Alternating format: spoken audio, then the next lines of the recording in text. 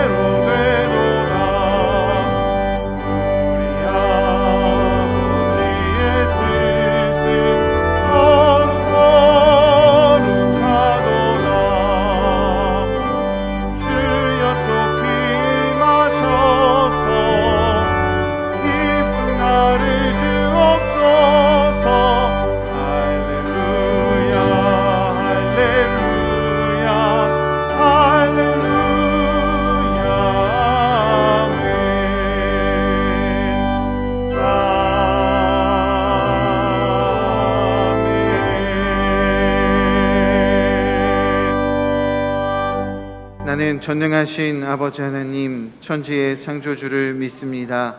나는 그의 유일하신 아들 우리 주 예수 그리스도를 믿습니다. 그는 성령으로 잉태되어 동정녀 마리아에게서 나시고 본디오 빌라도에게 고난을 받아 십자가에 못 박혀 죽으시고 장사된 지 사흘 만에 죽은 자 가운데서 다시 살아나셨으며 하늘에 오르시어 전능하신 아버지 하나님 우편에 앉아 계시다가 거기로부터 살아있는 자와 죽은 자를 심판하러 오십니다. 나는 성령을 믿으며 거룩한 공교회와 성도의 교제와 죄를 용서받는 것과 몸의 부활과 영생을 믿습니다. 아멘.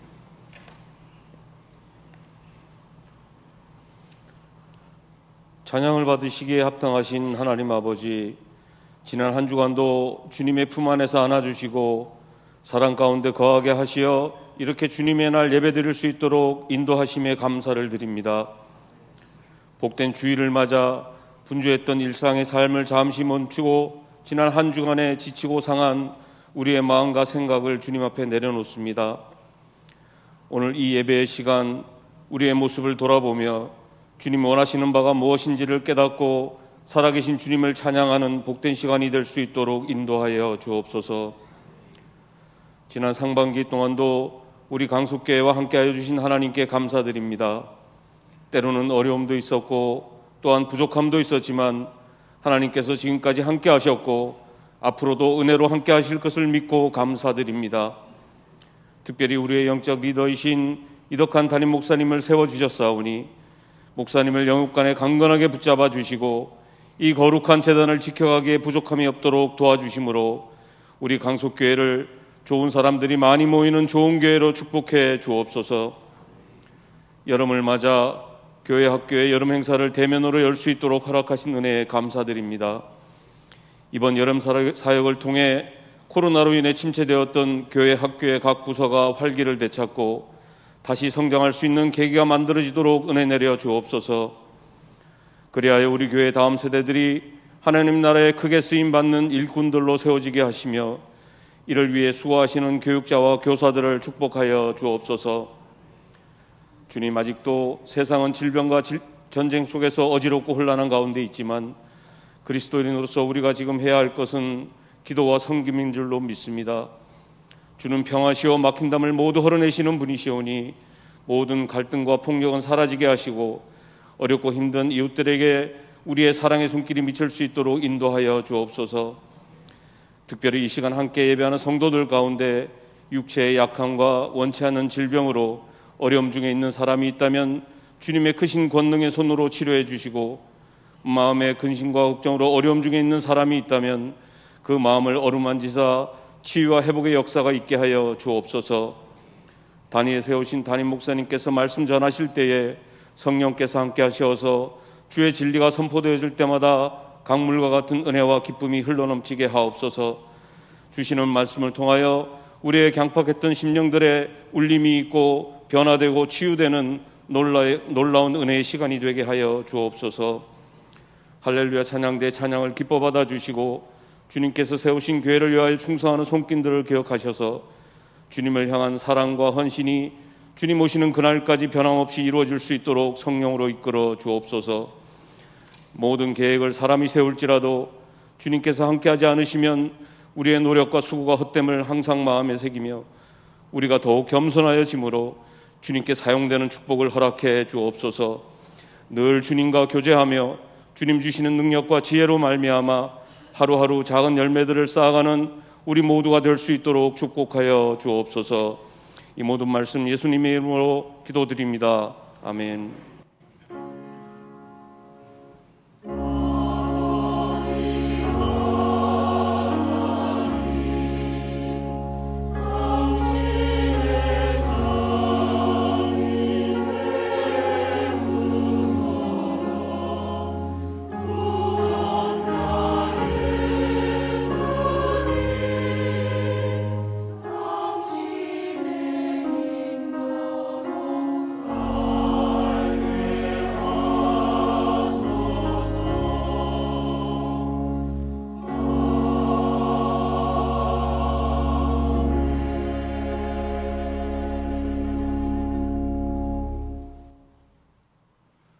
7월 오후 테마 예배가 오늘 오후 2시에 이곳에서 있습니다. 하나님의 백성 세상을 품다라는 주제로 김진삼 박사님께서 말씀 전해 주십니다.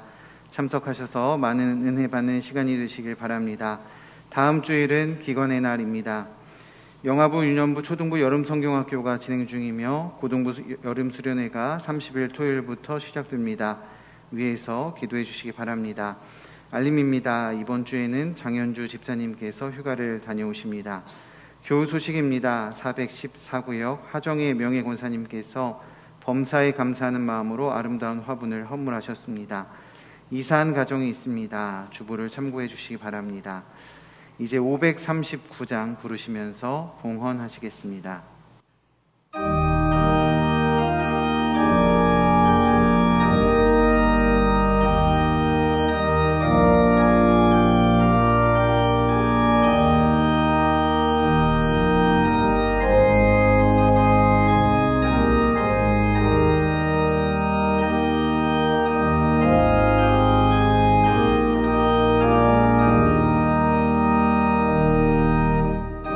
예수께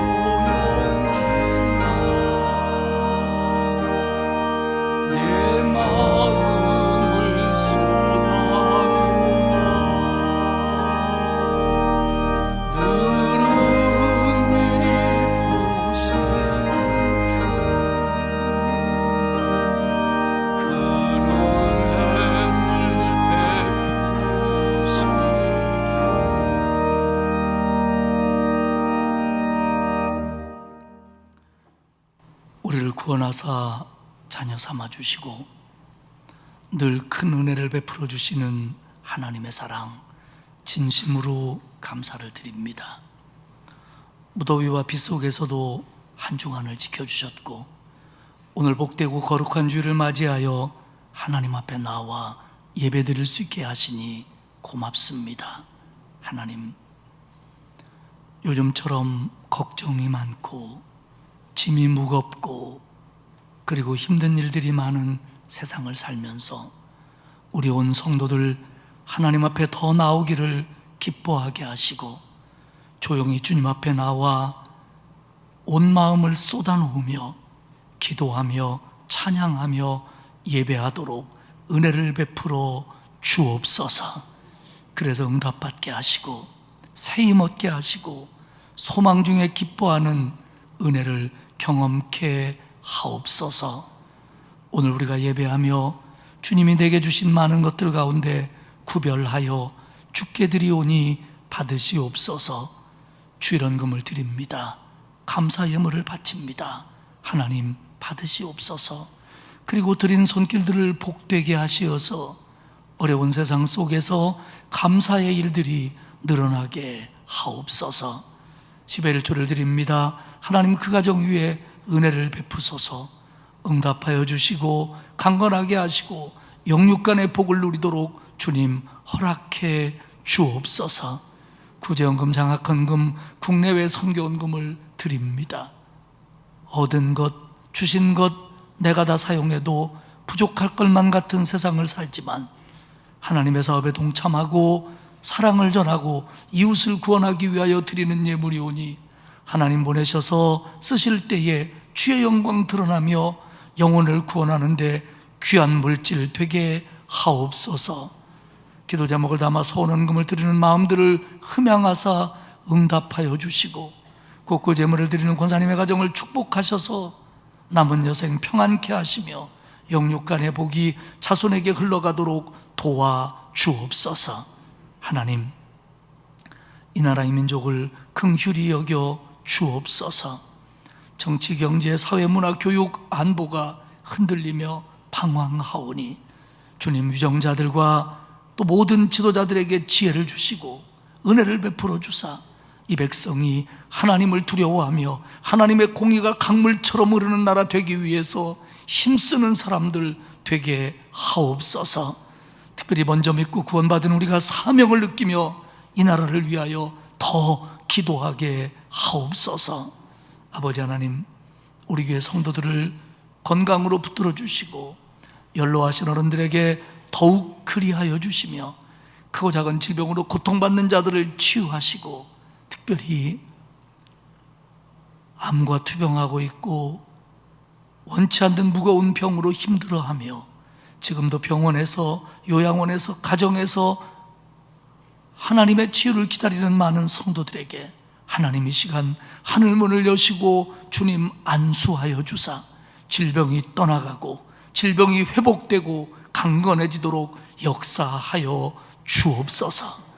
경제적인 어려움으로 고통받는 성도들이 있습니다. 하나님 회복시키시며 그 길들을 열어 주옵소서.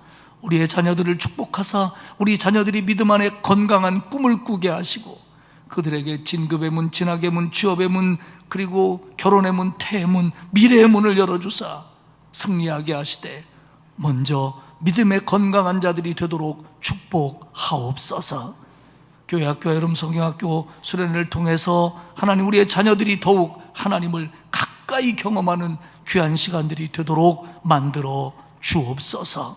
아버지 하나님, 무더운 날씨에 하나님 앞에 나와 예배하고 아이들을 가리키고 찬양하고 이 모양 저 모양으로 일하고 수고하고 힘쓰는 모든 성도들에게 하늘문을 여시고 은혜와 복을 내려 주옵소서. 아버지 하나님, 이번 한 주간도 오고 가는 걸음들 지켜주시고 코로나로부터 보호하시며 하나님이 함께 하심으로 말미암아 기쁨과 감사가 평안이 충만한 그런 주간 되게 하옵소서. 예배를 통해서 은혜 주실 줄 믿고 예수님 귀하신 이름으로 기도드리옵나이다. 아멘.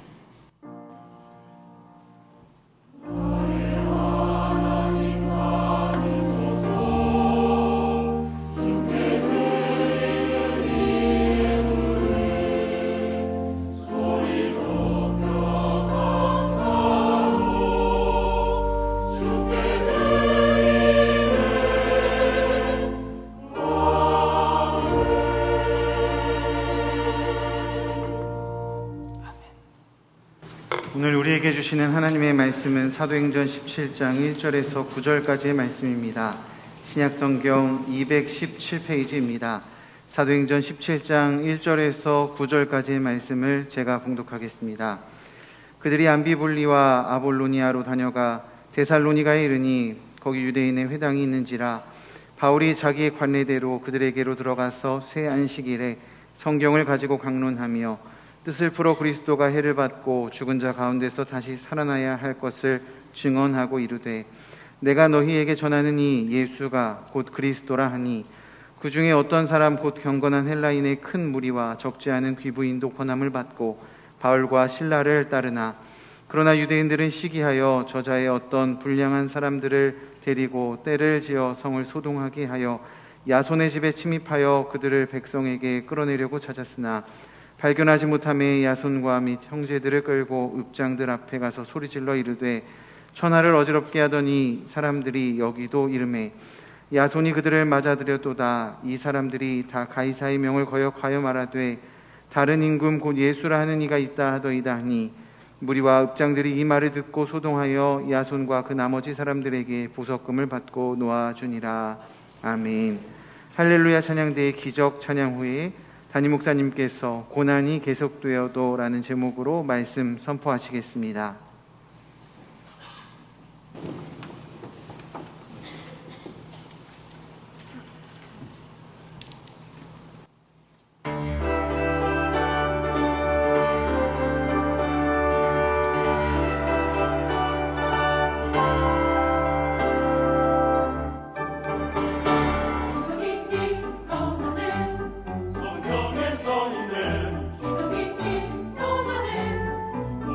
놀라운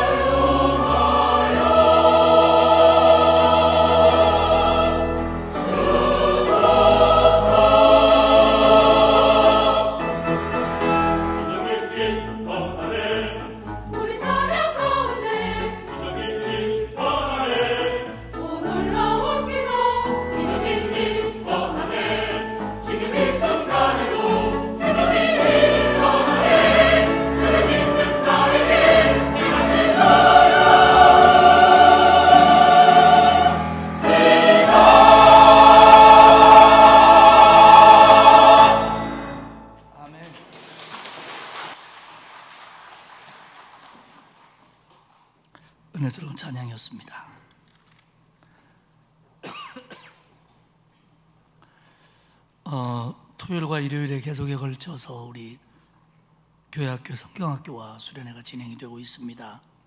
하나님 은혜 가운데 안전하고 건강하게 진행될 수 있도록 기도해 주시기 바랍니다. 이제 본격적인 휴가철이 시작이 됐는데요.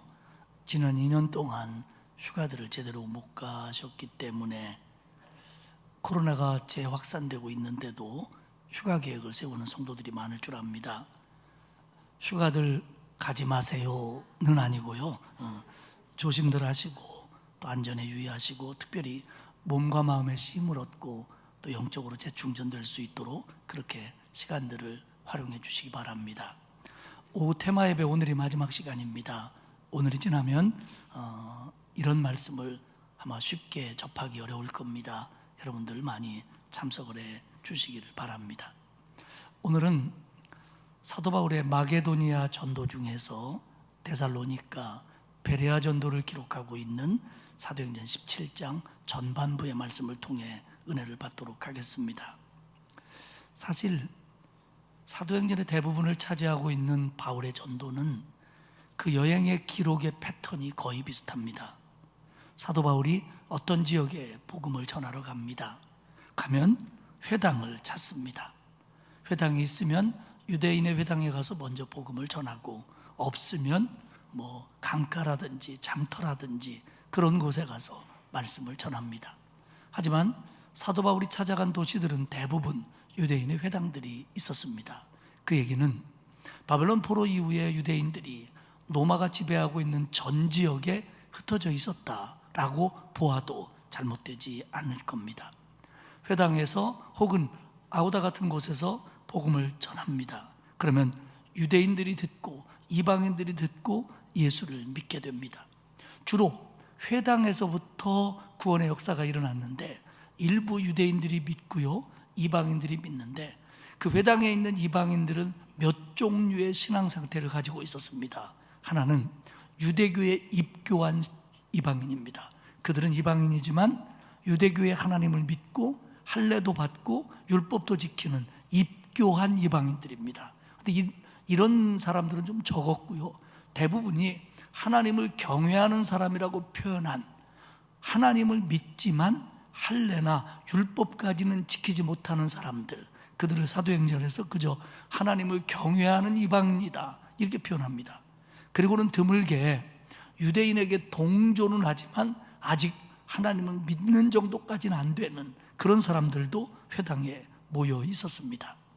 바울이 회당에 찾아가서 복음을 전하면 유대인과 이방인들이 마음이 흔들립니다. 그래서 믿는 사람들이 생깁니다. 하지만 믿지 않는 유대인들은 이 일로 인해서 시기와 질투를 느끼고 복음을 방해합니다. 주로 당국에 고발하거나 아니면 물리적인 힘을 가해서 때리기도 하고 돌로 치기도 합니다. 그래서 결국 바울 일행은 그 도시에서 다른 곳으로 떠나갑니다. 또 다른 지역에 가서도 마찬가지입니다. 거기서도 회당에 가서 복음을 전합니다. 유대인과 이방인이 믿습니다. 그러면 또 방해와 박해가 일어납니다. 두들겨 맞고 옥에 갇힙니다. 그러면 또 떠납니다. 전하고 방해당하고 고발당하고 또 떠나고 이런 일들이 반복됩니다. 그런데 중요한 것은 이런 고난의 과정 속에서 고난이 연속되면서도 믿는 자들이 생겨났고 믿는 자들이 늘어났고 교회 공동체가 세워졌다는 겁니다. 할렐루야. 이게 중요한 겁니다. 우리는 사도행전을 통해서 바울 일행의 발자취를 지금 따라가고 있습니다.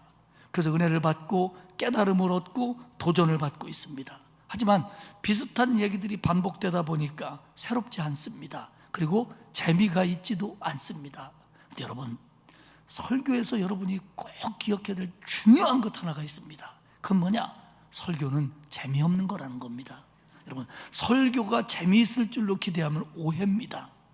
설교는 재미없는 거고요. 설교가 재미있다라고 느껴지면 하나님 오늘 나에게 특별한 은혜를 주셨구나 이렇게 생각하면 됩니다. 일주일에 한 번 예배당에 나와서 사도행전 설교를 듣고 바울의 전도를 따라가면서 이거 참 재미없다, 지루하다 이런 생각이 혹시라도 든다면 여러분은 그 현장에 서 있는 바울과 그 일행들을 한 번 더 떠올리시기를 바랍니다. 얼마나 힘들었을까? 복음을 전하는 것 자체도 힘들은데 방해가 있죠, 박해가 있죠, 거짓 고발이 있지요. 그래서 두들겨 맞지요. 그러면서 또 가지요, 또 가지요. 고난당하고 고발당하고 맞고 갇히고 쫓겨나고. 여러분, 초기 기독교 역사 속에서 복음의 선구자들이 걸었던 이 길을 우리는 생각하면 우리는 그분들의 열심과 그분들의 희생과 그분들의 인내를 배워야 합니다. 또한 그들과 함께한 성령의 역사를 우리도 느낄 수 있어야 합니다. 그들이 한 사람을 구원하는 게 얼마나 귀하게 여기어서 그런 고난들을 겪으면서도 한 영혼을 붙들고 복음을 전하고 가르치고 그러면서 구원시켰던 그들의 발자취를, 그들의 고난을 우리는 기억해야 됩니다. 그리고 알아야 됩니다. 그래서 우리도 그런 신앙인이 될 것을 다짐하고 순종해야 정말로 사도행전을 우리가 공부하는 가치가 있다라고 하는 겁니다.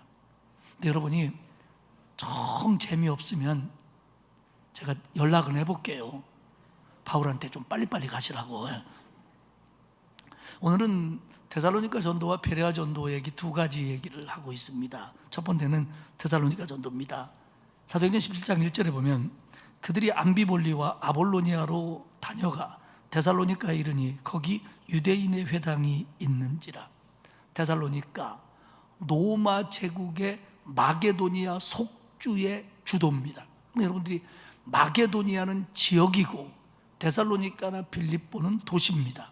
그러니까 이 마게도니아 속주, 로마가 지배하고 있죠. 그 속주의 주도가 데살로니카입니다.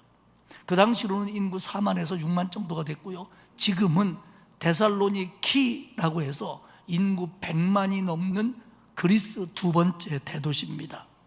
이 데살로니카는 빌립보에서 160km 정도 떨어져 있었고요.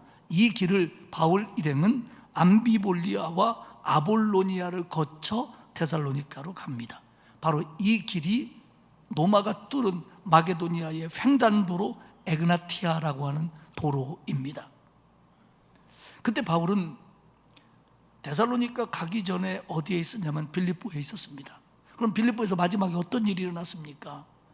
귀신 들려 점치는 여종을 고쳐준 거로 인해서 고발을 당하여 빌립보 관리들에게 붙들렸고 매를 맞고 감옥에 갇혔습니다. 그리고 지진이 일어나서 옥토가 흔들리고 문이 열림으로 이러이러한 과정을 통해서 감옥에서 나왔습니다. 그리고 바로 지금 데살로니카로 온 겁니다. 무슨 얘기냐면 사도 바울은 지치고 매맞고 아팠습니다. 성서학자들은 적어도 이 길이 3일 길 이상을 걸어왔을 걸로 봅니다. 바울은 이런 것들을 마다하지 않고 지금 데살로니카에 온 겁니다. 그리고 늘 그래왔던 것처럼 유대인의 회당을 찾아갑니다. 2절과 3절을 보십시오. 바울이 자기의 관례대로 그들에게 들어가서 새 안식일에 성경을 가지고 강론하며 뜻을 풀어 그리스도가 해를 받고 죽은 자 가운데서 다시 살아나야 할 것을 증언하고 이르되 내가 너희에게 전하는 이 예수가 곧 그리스도라 하니. 바울은 적어도 3주 이상 그곳에 머물면서 회당에 가서 성경을 강론했고 뜻을 풀어주었고 증언했고 선포했습니다. 이 네 가지 동사는 전도에 있어서 굉장히 중요한 의미를 부여하는 단어들입니다. 첫째는 2절에 나오는 성경을 가지고 강론하며, 여기서 강론하다는 말은 토의하다, 토론하다, 알려주다 이런 뜻입니다. 유대인의 회당이었기 때문에 그들이 관심 갖고 있는 구약의 얘기들을 가지고 대화를 시작했다는 겁니다. 두 번째는 3절에 나오는 뜻을 풀어입니다. 뜻을 풀다는 이 단어는 열다, 설명하다, 해석하다, 사람 앞에 무언가를 놓아주다 이런 뜻입니다. 그러니까 이제는 그 성경 얘기를 시작하더니 구약 성경을 중심으로 구약에 기록된 메시아를 그들에게 설명을 해주기 시작하는 겁니다. 그리고 세 번째는 증언하고입니다. 증언하다, 증명하다는 겁니다. 너희가 구약에서 예언된 메시아를 알지, 너희가 기다리고 있지, 그 메시아가 예수 그리스도야. 그분이 십자가에 달려 죽었다가 살아나셨어 라고 그들에게 증언하는 겁니다. 그리고 마지막에는 전했습니다. 선포하는 겁니다. 그러니 내가 전하는 이 예수가 그리스도요, 이스라엘의 메시아요, 세상의 구세주이니까 너희가 믿어야 된다, 이렇게 선포했다는 겁니다. 바울은 가마리알 문화에서 구약의 율법을 정통으로 공부한 이스라엘 랍비 출신입니다. 그리고 그는 예수 그리스도를 부정하고 핍박하다가 주님을 극적으로 맞는 체험을 가진 사람입니다. 그리고 사명에 불탄 사람입니다. 그런가 하면 그는 디아스포라 유대인으로서 이스라엘이 아닌 이방인 지역에서 태어났고 공부하여서 헬라 문화와 헬라어에 능통한 사람입니다. 그러니까 이 당시 상황으로서 이렇게 유대인과 이방인들에게 복음을 전할 수 있는 사람은 사도 바울 말고는 더 이상의 사람이 없었습니다. 그래서 하나님은 많은 제자들도 있고 많은 사람들도 있었지만 사도 바울을 불러서 이 일을 시킨 겁니다. 사도 바울이 전한 복음이 뭐냐면 메시아 기독론입니다. 이스라엘이 기다렸던 메시아, 그분이 그리스도인데 그분이 예수시다. 그러므로 이분은 이스라엘의 메시아인 동시에 온 인류의 구주다. 그러니 너희가 믿어야 된다. 이게 사도 바울이 회당과 그리고 수많은 장소에서 외쳤던 복음입니다. 얼마 전에 제가 제주도에 갔다가 비행기를 타고 김포공항에서 내렸습니다. 여러분 아는 것처럼 짐 찾는 곳을 지나서 나가면 나가는 정문이 되고 바로 이제 대합실이 나타나지요. 저는 뭐 짐 찾을 것이 없기 때문에 나갔는데 그 문이 열리면서 나가는데 정면에 한 분이 십자가를 들고 계시더라고요. 거기에는 예수 믿으세요 이렇게만 써 있고 그분은 복음을 전하기 위해서 아무런 말도 하지 않고 계셨습니다. 때로는 이런 방법도 필요합니다. 그렇게 하는 것도 쉬운 일이 아닙니다. 이거 보통 사명 아닙니다. 보통 은혜가 아니고는 그곳에 서서 그렇게 하루 종일 그 나름대로의 방법으로 복음을 전할 수 있는 것은 아닙니다. 그런데 그건 그 상황이고 오늘 본문에 바울이 복음을 전하는 상황을 보면 이게 정석입니다. 첫 번째로는 듣는 이의 상황에 맞춥니다. 갔던 곳이 유대인의 회당입니다. 거기 있는 유대인들은 율법과 구약을 잘 압니다. 거기에 있는 이방인들은 나름대로 구약에 관심이 있고 하나님을 경외하는 사람입니다. 그러니까 여기서부터 시작하는 겁니다. 구약의 성경 내용으로 대화를 풀어가고 구약에서 예언된 메시아에 대해서 설명을 하고 그 메시아가 예수 그리스도이기 때문에 너희는 예수 그리스도를 믿어야 한다 선포합니다. 오늘 가져다 놔도 100점짜리 전도 방법입니다. 그런데 우리는 바울처럼 이렇게 전도할 수는 없을 겁니다. 그러나 그들이 한 영혼을 얼마나 귀하게 여겼고 그 영혼을 구원하기 위해서 얼마나 노력했는지를 우리는 알아야 합니다.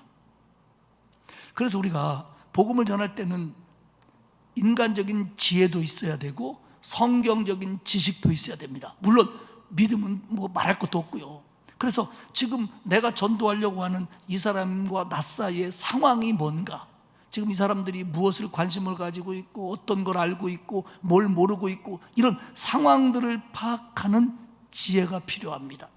만약에 사도 바울이 구약을 전혀 모르는 이방인이었다면 구약 얘기부터 시작하지는 않았을 겁니다. 왜냐하면 그것은 그 상황에 맞는 얘기가 아니기 때문에 그렇습니다. 그리고 그 상황에 맞춰 이야기를 시작하고 상황으로 끝나는 게 아니라 복음을 제시해야 됩니다. 복음을 제시하기 위해서는 복음에 대해서 알아야 됩니다. 이건 성경적인 지식입니다. 성경적인 지식을 가지고 상황을 파악하는 지혜를 발휘하여 성령의 도움을 받아 복음을 전할 때 하나님이 역사하시는 겁니다. 사랑하는 여러분, 전도가 참 어렵습니다.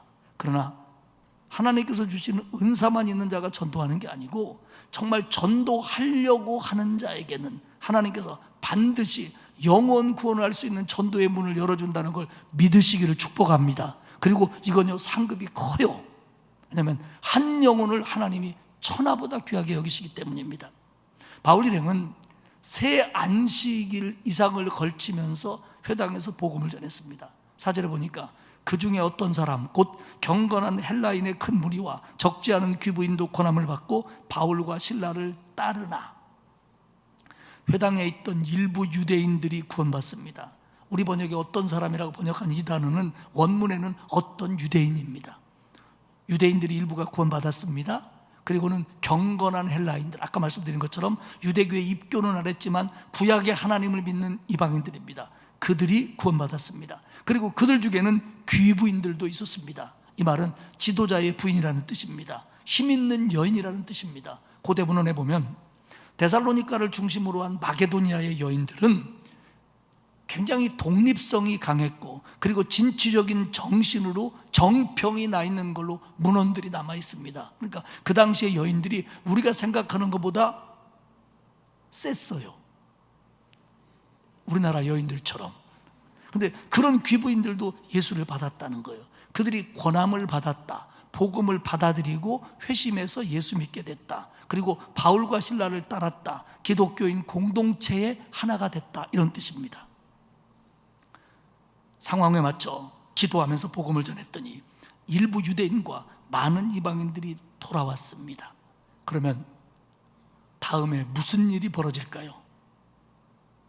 여러분이 알고 있는 대로 1번 태평성대를 이루다, 2번 박해를 받다. 어떤 걸까요?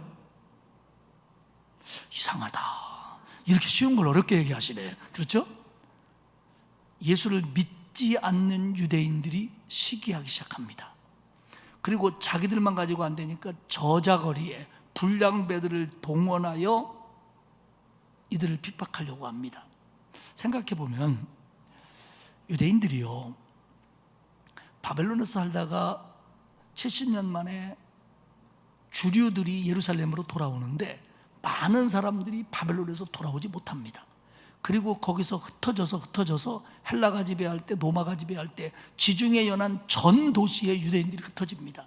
그러면 그들은 유대인으로서 그 낯설은 도시에서 살아가는데 여러 가지가 불리했을 겁니다. 그러면서도 그들은 유대인 나름대로 정체성을 지키고 그들의 구약적인 신앙을 지키려고 노력을 했습니다. 그러기 위해서는 힘이 필요했습니다.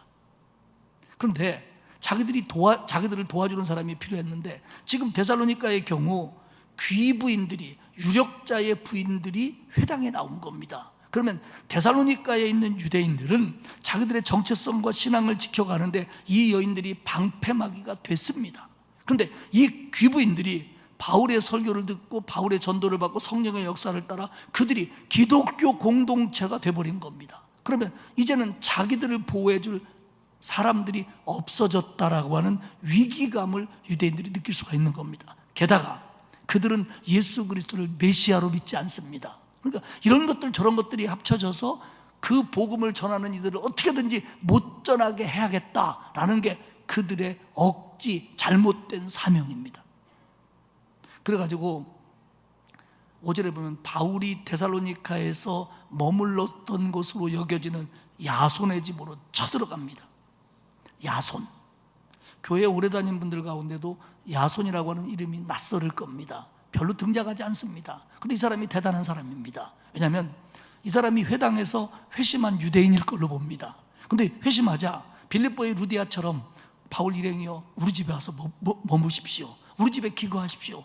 그래가지고 자기 집으로 모셨고요. 그리고 얼마 안 되지만 데살로니가의 그리스도인 공동체들이 야손의 집에 모여 있었습니다. 그런데 어떻게 알았는지 그들이 거기로 쳐들어왔고, 야손은 이걸 알고 바울 일행을 다른 곳으로 피신하게 하고 그들을 야손이 맞이합니다. 이게 얼마나 불안한 일입니까? 어떤 해코지를 당할지 모릅니다. 빌립보에서 어떤 일이 일어났는가도 압니다. 그런데 야손이 바울 대신 그 일을 당하려고 하는 겁니다. 아니나 다를까 야손과 몇 명의 성도들을 그들은 끌고 읍장에게로 데려갑니다. 읍장은 우리 읍장하고 조금 다른 게 뭐냐면, 이 단어가 헬라어 폴리타르크라는 단어인데 이게 행정관리를 뜻합니다. 당시 데살로니가는 5명에서 6명가량의 폴리타르크가 공동으로 그 도시를 다스렸습니다. 그래서 행정지도를 하고요, 재판도 하고요, 이런 것들 하는 관리들에게 데려가는 겁니다. 그런데 고발 내용이 허무맹랑합니다. 첫 번째 고발 내용은 뭐냐면, 천하를 어지럽게 하는 사람들이 여기도 이름에. 지금 로마 제국이 지배하는 여러 도시들 가운데 이 사람들이 쑤셔 다니면서 도시마다 소동을 일으키고 있다. 그리고 그 사람들이 우리 도시에 들어왔다. 그러니 이거 큰일입니다. 이렇게 고발했다는 거예요. 지금 이 사람들이 소동을 일으키고 노마의 평화를 깨트리면서 여기저기 다니고 있는데 우리 동네까지 왔습니다. 왜냐하면 이 행정관들은 계속 말씀드리는 것처럼 노마의 평화를 해친다 그러면 이거에 대해서 굉장히 아레르기 반응을 일으키는 거거든요. 게다가 더 허무맹랑한 건 뭐냐면 7절에 보면 이들이 가이사의 황제의 명을 거역하여 말하되 다른 임금 곧 예수라 하는 이가 있다 하더이다. 그러니까 노마 황제의 명령을 거역해서 다른 사람을 임금으로 생각한다는 거예요. 그러니 이건 반역이라는 겁니다.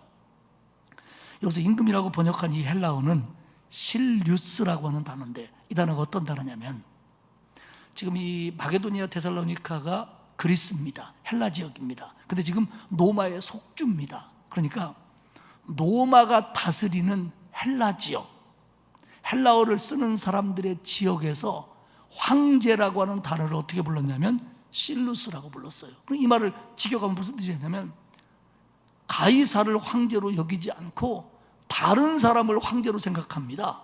그 사람이 바로 예수입니다. 그 예수를 믿으라고 전하고 다닙니다. 이렇게 고발을 하는 거예요. 왜냐하면 행정관들 입장에서는 유대인들과 이방인들이 하나님을 믿든 예수를 메시아로 믿든 자기들하고는 상관없습니다. 그러나 노마의 평화를 해친다, 다른 황제를 섬긴다, 이거는 그냥 넘어갈 수 없는 일입니다. 그런데 감사한 건 데살로니카의 행정관들은 지혜로웠습니다. 빌립보의 행정관들은 좀 우매했거든요. 근데 얘기를 들어보니까 증거는 빈약하고 고발당한 당사자인 사도 바울인가 누군가 하는 사람은 지금 여기 없고, 그러니까 이게 뭐 말이 안 되는 얘기 같거든요. 그래서 야손에게 그러면 네가 그들을 우리 도시에서 떠나는 것을 책임져라. 그리고 보석금을 내라. 그래서 야손이 그들에게 보석금을 내고 거기서 풀려납니다. 그리고 사도 바울 일행을 다른 곳으로 갈 수 있도록 합니다. 사랑하는 여러분, 얼마나 억울합니까? 데살로니가에서 그렇게 애써서 복음을 전해서, 그렇게 잘 복음을 전해서 예수 믿는 사람들이 생겼고, 그리고 교회가 세워지고 하나님의 뜻이잖아요. 그런데 여전히 고난은 계속돼요. 여전히 박해는 계속돼요. 그래서 억울하게 다른 곳으로 떠날 수밖에 없습니다. 근데 우리가 생각해 보면 사실은 여기도 그렇고 빌립보도 그렇고 다른 지역도 그렇고요, 만약에 이런 고난들이 일어나지 않았으면 바울 일행이 그 도시에서 얼마를 더 머물렀을지 모릅니다. 그게 1개월이 될지 2개월이 될지 얼마가 될지 몰라요. 그래서 바울도 사실 그걸 원했어요. 그래서 나중에 또 방문하기를 원하기도 하고 방문하기도 하고 더러는 편지를 보내기도 합니다. 그러나 사실은 이런 억울한 고난들이 있음으로 말미암아 사도 바울은 빨리 바쁘게 그 도시를 떠날 수밖에 없었고, 그러므로 인해서 더 많은 도시들을 방문하며 더 많은 사람들을 전도할 수 있었습니다, 결과적으로. 그리고 이 도시들은 또 하나님의 은혜로 교회가 성장할 수 있었고요. 그렇기 때문에 우리가 사도행전을 보면서 느끼는 것은 모든 고난에는 의미가 있고 고난 속에서도 순종하는 자에게는 하나님이 열매를 맺게 하신다는 결론입니다. 두 번째 도시는 베레아입니다. 데살로니가를 떠난 바울과 실라는 베레아로 가게 되는데요, 데살로니가에서 한 64km 정도 떨어진 도시입니다. 근데 거기서 역시 유대인의 회당으로 먼저 가요. 저 같으면 안 갈 것 같아요. 유대인의 회당 가서 지금 얼마나 당했습니까? 유대인들에게 5만 정이 다 떨어졌을 텐데 그래도 유대인의 회당으로 갑니다. 왜 그렇습니까?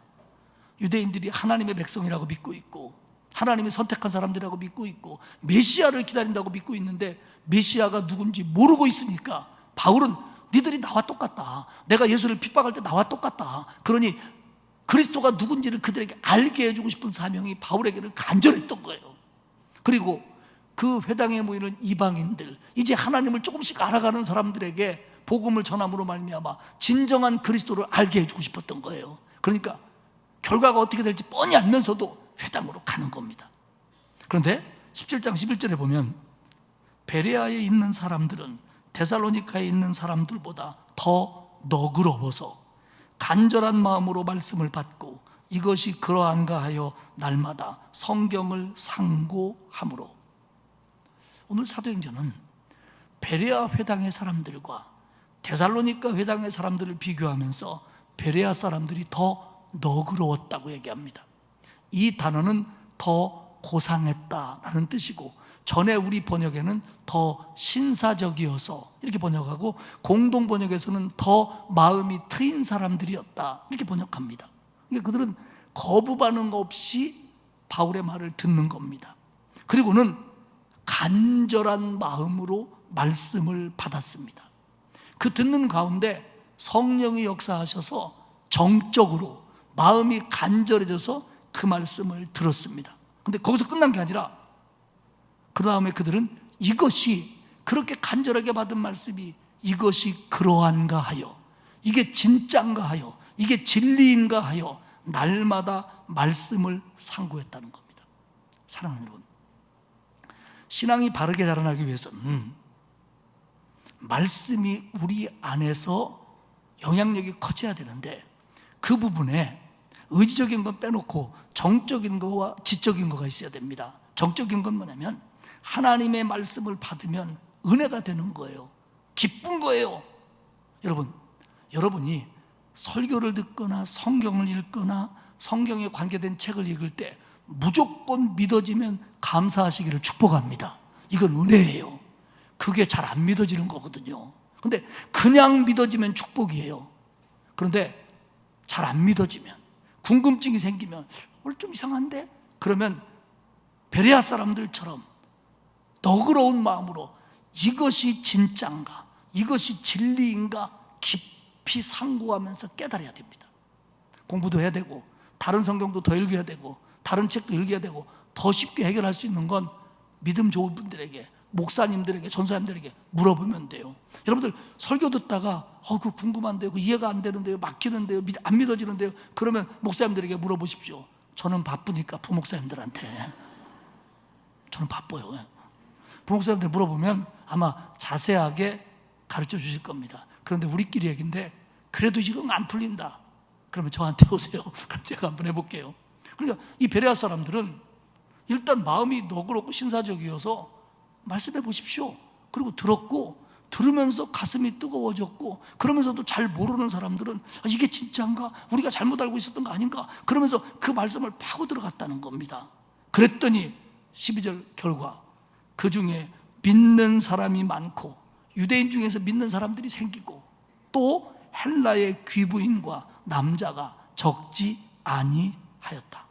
그러니까 이렇게 말씀을 듣고 연구하고 하다 보니까, 토론하고 하다 보니까 그들이 믿음이 생겨가지고 유대인들도 이방인들도 예수 믿고 구원받았다는 겁니다. 할렐루야. 그럼 똑같은 질문 해볼게요. 그 다음에 어떻게 됐을까요? 1번 태평성대, 2번 박해. 이제 쉽죠? 또 박해가 옵니다. 근데 베레아 사람들은 신사적이에요. 중심이 안 됐습니다. 그랬더니 데살로니가에서 열심히 있는 이 나쁜 사람들이 여기까지 와가지고 이 베레아 사람들을 선동해가지고 다시 소동을 일으켜가지고 바울이 떠나지 않으면 안 되게 만들어버려요. 그러자 베레아에 있는 사람들은 바울을 다른 곳으로 가게 합니다. 어디로 가게 하면 아덴으로 가게 해요. 그곳이 바로 지금 그리스의 수도 아테네고, 여기서 멀지 않은 곳에 그 유명한 고린도가 있습니다. 이제 바울이 어디 가야겠다 계획도 안 세웠어요. 근데 베레아에서 떠날 수밖에 없고 배를 타야 되기 때문에 아덴으로 갔고, 그리고 디모데와 실라는 베레아에 남겨놓고 거기서 좀 더 교회를 좀 돌봐라 그러면서 본인은 아덴으로 가고, 나중에 아덴과 고린도에서 이들과 만나서 다시 복음을 전합니다. 말씀을 맺겠습니다. 분명히 이분들은 하나님의 뜻에 순종한 분들입니다. 열심을 가지고 낯선 도시들을 찾아간 분들입니다. 그리고 열심히 복음을 전했습니다. 그런데 왜 가는 곳마다 반대가 있고 박해가 있고 어려움이 있었습니다. 본인의 의지와 상관없이 떠나야만 했고, 어떤 때는 정말 수모를 당하기도 했습니다. 그런데 중요한 건 뭐냐면 그들은 불평하지 않습니다. 의기소침해지지 않습니다. 거기서 취소하지 않습니다. 고난이 와도, 힘들어도 포기하지 않습니다. 그리고 그런 고난 속에서도 열매 맺게 하시는 하나님의 구원의 역사에 감사하며 그 일에 쓰임받고 있다는 것을 고마워하며 다음 지역으로 가고 또 갑니다.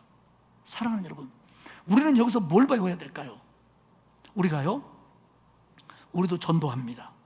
그런데 그리고 어떤 사람을 위해서 기도하며 그 사람 구원받기 위해서 얼마나 여러 시간과 날들을 노력하는지 모릅니다. 근데 이 마음이 안 움직이는 거예요. 가끔 우리 성도들 보면 그 자녀들이 초등학교 때는 교회를 잘 따라오는데 중학생이 되고, 특별히 중2, 세상에서 제일 무섭다는 중2가 되면 이제 교회를 안 가려고 하고, 그러니까 부모님들이 사실은 자기들이 봉사하는 것도 내려놓고 그 시간에 그 아이를 데리고 오려고 시간을 맞추고 그러는 부모들도 많고, 그런 고민을 제게 털어놓는 우리 젊은 엄마 아빠들도 많아요. 근데 이놈들이 말을 안 듣는 거예요. 놈만 있는 건 아니겠죠. 이게 말을 안 듣는 거예요, 이게. 그러면 그 아이 위해서 노력하고 뭐 때로는 뭐 사달라는 거 사주고 막 이러는데도 안 되는 거예요, 얘들이. 제가 그랬어요. 포기하지 말라고. 끝까지 걔들의 입장에 서서 이해해주면서 끝까지 복음을 제시하고 노력하라고. 그래서 힘을 얻는 우리 젊은 부모들이 많아요. 뿐만 아닙니다. 내 남편을 위해서, 가족을 위해서 우리가 그렇게 기도하고 전도하는데, 아니 그 영혼 구원받는 게 기쁜 일이고 하나님의 뜻일 텐데 이게 왜 안 될까? 여러분, 성령의 역사가 때가 있는 겁니다. 포기하면 안 됩니다. 포기하면 안 됩니다. 계속 안 돼도, 계속 실패해도 우리는 해야 됩니다. 전도뿐입니까? 우리가 간절히 기도하고 있는 거 있어요. 뭐 그게 어떤 거든지, 뭐 질병이든 뭐 자녀든 가족이든 사업이든 물질이든 여러 가지 문제를 놓고 기도하는데, 정말 내가 하나님 앞에 간절히 기도하는데 이게 응답이 안 되는 거예요. 풀리지 않는 것 같은 거예요. 그럴 때 우리는 어떻게 해야 되느냐? 이들의 열정을 배워야 돼요. 이게 응답이 안 되는 것 같은 시간이 연속되더라도 우리는 더 기도해야 됩니다. 고난이 계속될지라도. 또 헌신도 마찬가지입니다. 내가 하느라고 하는데 알아주는 사람도 없는 것 같고 열매도 맺히지 않는 것 같고, 그래도 우리는 해야 됩니다. 언제까지? 응답이 올 때까지, 그 사람이 돌아설 때까지, 해결될 때까지 하나님 앞에 맡기고 기도하는 거예요. 그러면 고난이 계속되는 것 같을지라도 포기하지 않고 믿고 맡기고 눈물을 흘리며 기도하며 열정적으로 하는 사람들에게는 하나님이 반드시 그에 맞는 열매를 주신다는 걸 믿으시기를 바랍니다. 이스라엘 백성들은 바벨론에 포로 잡혀가서 바벨론 강가에서 하나님을 생각하면서 날마다 울었습니다. 그리고 기도했습니다. 하나님, 우리 봐주십시오. 돌아가게 해주십시오. 그들이 돌아올 때 그들은 시편 126편에서 이렇게 노래합니다. 5절과 6절에 보면, 눈물을 흘리며 씨를 뿌리는 자는 기쁨으로 거두리로다. 울며 씨를 뿌리러 나가는 자는 반드시 기쁨으로 그 곡식단을 가지고 돌아오리로다.